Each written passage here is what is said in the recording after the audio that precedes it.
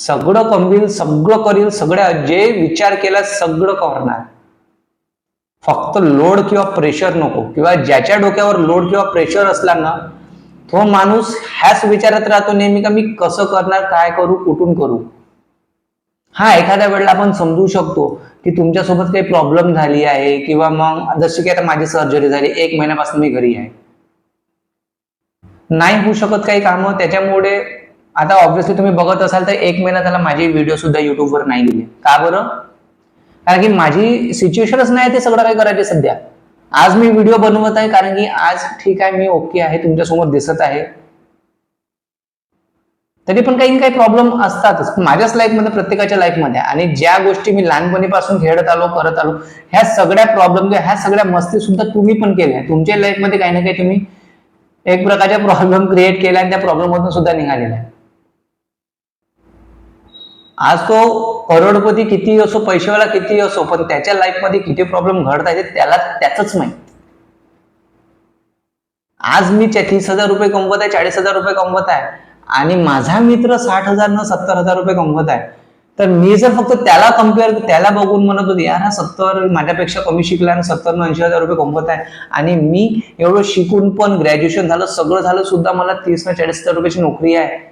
आणि हाच विचार करत जर मी डोक्यामध्ये चालू आहे कंटिन्यू, कसं करू, त्याच्या समोर कसं जाऊ, त्याला कसं मागे टाकू, म्हणजे मी जास्त पैसे कमवण्याच्या चक्करमध्ये त्याला मागे टाकण्याचा विचार करतोय, आणि तेच डोक्यात चालत आहे. आणि शेवटी काय, माझा ब्रेन काय म्हणतोय मला की तू त्याच्या म्हणजे माझा ब्रेन त्याच्याबद्दल विचार करताय, यार कसं करशील मागे, आणि तोच विचार करता करता माझा दिवस चालले, आणि तो मुलगा आणखी समोर चालला. त्याच्यामध्ये वेळ आणि पैसा दोन्हीचा लॉस माझा होता, त्याचा नाही होता, तो तर समोर चालला.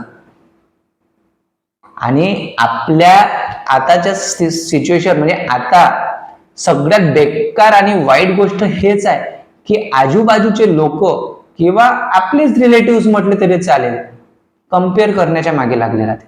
की त्याचा मुलगा बघ, त्याची मुलगी बघ, तो इकडे शिकायला गेला, तो तिकडे शिकायला गेला. अशा टाइप मध्ये जर मुलं बोलले की तुम्ही का नाही शिकवलं, हा एकच जर प्रश्न केला तर एकच आन्सर भेटते, आमची परिस्थिती नव्हती तेवढी. मग जर तुमची परिस्थितीच नव्हती तेवढी, तर मग कम्पेअरच कशाला करायचं दुसऱ्या मुलांशी. तुमच्या मुलांमध्ये जे स्किल्स आहे, जे क्वालिटी आहे, त्याच क्वालिटी आणि स्किल्सच्या भरोश्यावर तो समोर जाऊ शकते. पण तुम्ही जर म्हणत आहे की नाही, तू ते स्किल्सच्या व्यतिरिक्त दुसरं काही कर आणि पुढे जा, शेवटी लॉस होणार, त्याच्या व्यतिरिक्त काहीच नाही मिळणार.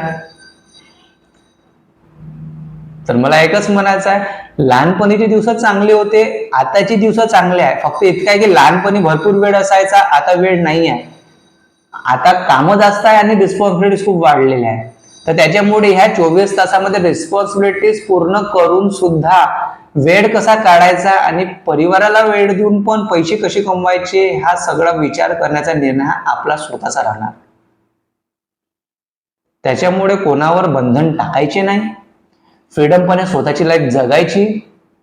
आताही माझ्या डोक्यावर टेन्शन असणार, काही ना काही करतो मी, काम करायचं. मला पण कधी कधी बोर होत असलं, मी काय करतो, आपला पेपर पेन घ्यायचा, पेन्सिल घ्यायची, आवड आहे चित्रकलेची मला, याचा वाढदिवस आहे का, पेपरमध्ये कोणाचा आला आहे का, किंवा काय सुचत आहे का, काढत बसायचं. मी तेच करतोय. बोर झालं कधी पण पेपरवर चालू आपला, आवड आहे, लोकांना आवडते. आधी मी कंटिन्यू स्केच काढत होतो, काही ना काही पेंटिंग, डिझायनिंग, काही ना काही करत होतो. कुठे गेलं हे सगळं बंद झालं माझं, कारण की वेळच नाही पुरत आहे मला. आधी किती किती वेळपर्यंत मी हे करत बसायचो, कंटिन्यू ड्रॉइंग, स्केचिंग, इतकी आवड असायची. शाळेमध्ये, कॉलेजमध्ये पेपर, बुकच्या कव्हरवर, डेस्कवर, प्रत्येक ठिकाणी Prajwal art, Prajwal art, Prajwal art. पण आता हे सगळं प्रज्वल आर्ट कुठे गेलं? हे सगळं प्रज्वल आर्ट कंटिन्यू चालू होतं. ऑफिस, आधीचे 2 ऑफिसमध्ये पण केलं मी. त्याच्यानंतर मग माझा एक वेळचा हात सुटत गेला, आणि मग आता व्हिडिओ एडिटिंग, त्याच्यानंतर ग्राफिक. आता पैसे कमवायचे, आणि आता कसं आहे, ज्याच्यामधून आपल्याला इन्कम सोर्स जनरेट होतं किंवा पैसे कमवत आपण तेच काम करतो, पण जे एक आवड आहे त्याला विसरत चाललो आहे.